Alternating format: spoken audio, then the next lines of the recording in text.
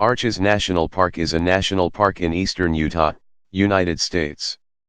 The park is adjacent to the Colorado River, 4 miles north of Moab, Utah.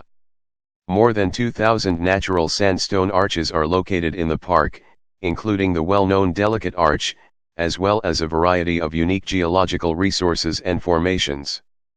The park contains the highest density of natural arches in the world. The park consists of 76,679 acres of high desert located on the Colorado Plateau. The highest elevation in the park is 5,653 feet at Elephant Butte, and the lowest elevation is 4,085 feet at the Visitor Center. The park receives an average of less than 10 inches of rain annually. Administered by the National Park Service, the area was originally named a national monument on April 12, 1929, and was redesignated as a national park on November 12, 1971. The park received more than 1.6 million visitors in 2018.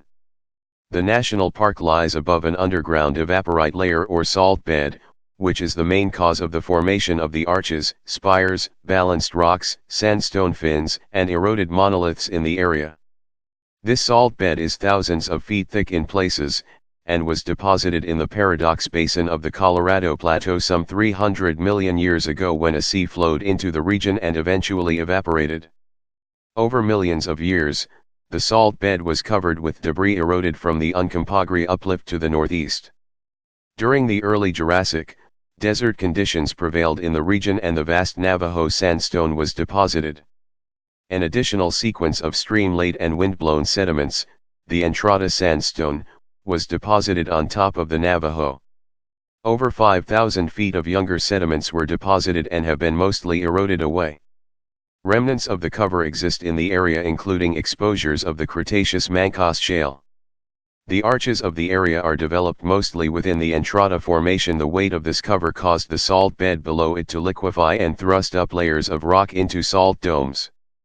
The evaporites of the area formed more unusual salt anticlines or linear regions of uplift.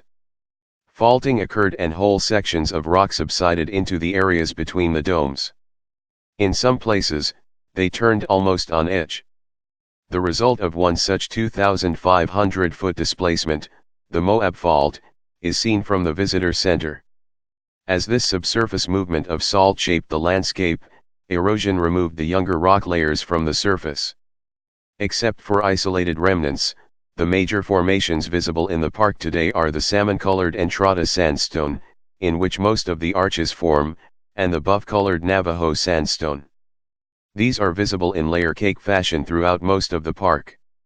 Over time, water seeped into the surface cracks, joints, and folds of these layers.